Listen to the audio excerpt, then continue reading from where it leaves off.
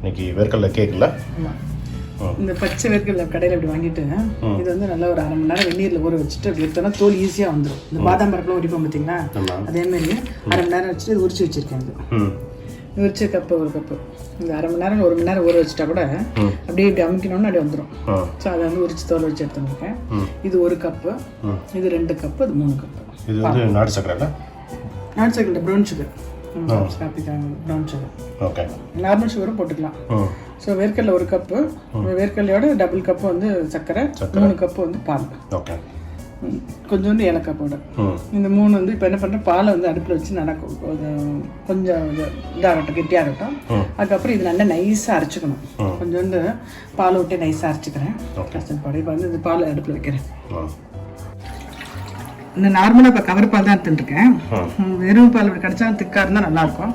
இல்லை கெட்டி பால் தான் எடுத்துக்கலாம். இப்போ நார்மலாக ஆற்றுக்கு வாங்குற பால் தான் எடுத்துட்டுருக்கேன். அடுப்பு புதுசு கேட்பா எல்லாரும்.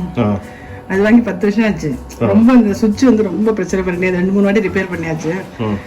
சொன்னால் கொஞ்சம் ரிஸ்க் தான் மேடம், அது நான் அந்த இதெல்லாம் டியூப்லாம் போயிருக்கு உள்ளேன்னா சரின்ட்டு. அதனால் இது இந்த வாட்டி கிளாஸ் டாப் வாங்கியிருக்கேன்.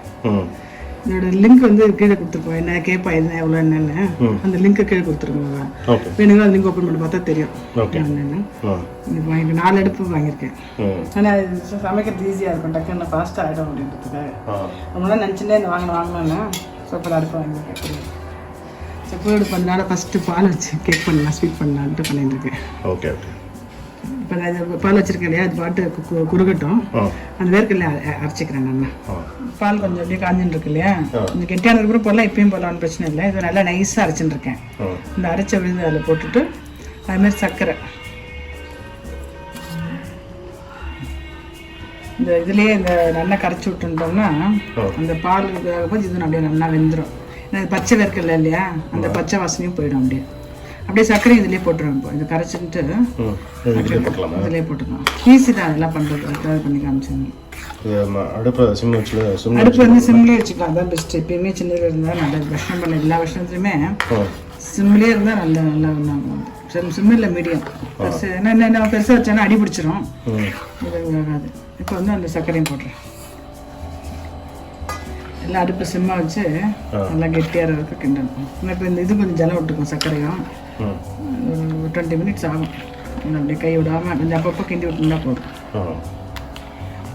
எனக்கு அப்படி அவசியம் இல்லை, வேணா போட்டுக்கலாம். போட்டேன் அப்படியே கொச்சிட்டே இருக்கு. அடுப்பு சிம்லேயே இருக்கும்போது நல்லா அப்படியே கொஞ்சம் கெட்டியாக அந்த அப்புறம் இருக்கு. அப்பப்போ இந்த மாதிரி சைடில் மட்டும் எடுத்து விட்டுருந்தோம்னா வேஸ்ட் ஆகாமல் இருக்கும். வாங்கிட்டு போட்டு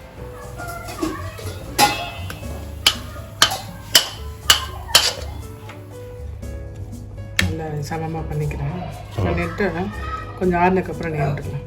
இந்த வேர்க்கடலையில் இருக்கிறது எப்படி நெய் மாரி வந்துருக்கு பாருங்க, அந்த இருக்கிற எண்ணெயே.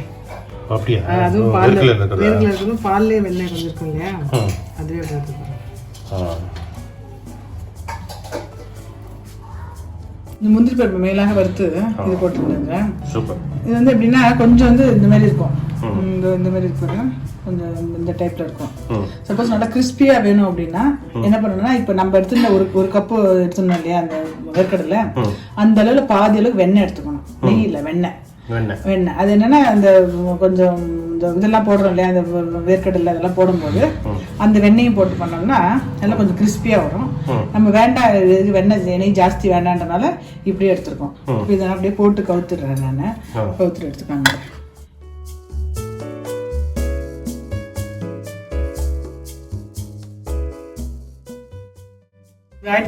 இதே மாதிரி பாதாம் பருப்புல பண்ணலாம், முந்திரி பருப்புல பண்ணலாம், எல்லாத்துலயுமே பண்ணலாம், பொட்டுக்கடலை கூட பண்ணலாம். ஆனா வந்து கிறிஸ்பியா வேணும்னா கொஞ்சம் நெய் வெண்ணெய் போட்டுக்கணும். இது இந்த மாதிரி கொஞ்சம் இந்த மாதிரி பர்ஃபி இந்த ஷேப்ல எப்படி இருக்கணும்னா ஒண்ணுமே நெய் எண்ணெய் எதுவுமே வேண்டாம், அப்படியே பண்ணலாம். நான் பண்ண மாதிரி கொஞ்சம் சாஃப்டா இருக்கும், கொஞ்சம் சாஃப்டா இருக்கும். கொஞ்சம் மொறு மொறு வரும். கொஞ்சம் மொறு வரும். Super, thank you. ஓகே.